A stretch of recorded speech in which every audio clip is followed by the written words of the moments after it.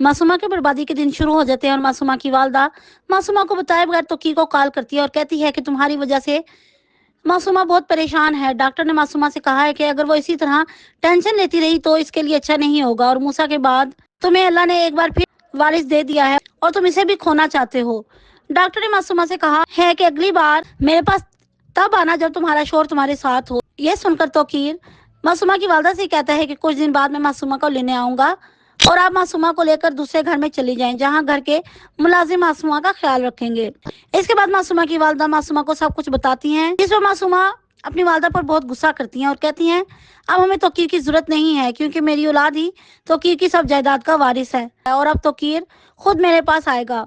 मैं तो तोकीर के मरने का इंतजार कर रही हूँ। ये सुनकर मासूमा की वालदा कहती हैं तुम जल्दबाजी ना करो, थोड़ा सब्र से काम लो, वरना सब खत्म हो जाएगा और तोकीर का जवान बेटा मरा है और देखा जाए तो इसकी जिम्मेदार तुम हो, और तुमने ही तोकीर का मोबाइल ऑफ किया था, और अगर तुम ऐसा ना करती तो तोकीर बेटे की शादी पर जरूर जाता और आज मूसा भी जिंदा होता, और जो तोकीर ने अपने बेटे को ऑफिस से निकाला था वो तुम्हारी वजह से ही निकाला था, और अगर उसे तुम पर शक होगा तो वो तुम्हारे होने वाले बच्चे को जायदाद में हिस्सा देने से इनकार कर देगा, और इसीलिए तुम सबसे पहले तोकीर को रिहाम से दूर कर दो और तोकीर को इस बात पर राजी करो कि वो हमारे साथ रहे। ऐसा करने से तोकीर मूसा को भूलकर तुम पर और तुम्हारे होने वाले बच्चे पर तवज्जो देगा। दूसरी तरफ जब रिहाम को मालूम होता है कि मासूमा माँ बनने वाली है तो रिहाम सोचती है यही वक्त है मासूमा से अपने बेटे की मौत का बदला लेने का। इसके बाद रिहाम तोकीर के पास जाती है और कहती है मुझे अब तुम्हारे साथ नहीं रहना, इसलिए बेहतर है तुम मासूमा के साथ रहो और मुझे अब तुम तलाक दे दो। ये सुनकर तोकीर रिहाम से कहता है मैं ऐसा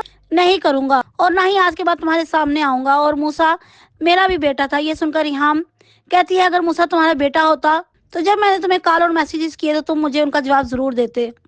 फिर रिहाम तोकीर को अपना मोबाइल दिखाती है और मोबाइल देखने के बाद तोकीर हैरान रह जाता है कि मेरे मोबाइल से तमाम मैसेजेस किसने डिलीट किए। फिर तोकीर सोचता है कि मेरे मोबाइल से मासूमा ने मैसेजेस डिलीट किए होंगे ताकि मैं मूसा की शादी पर ना जा सकूं।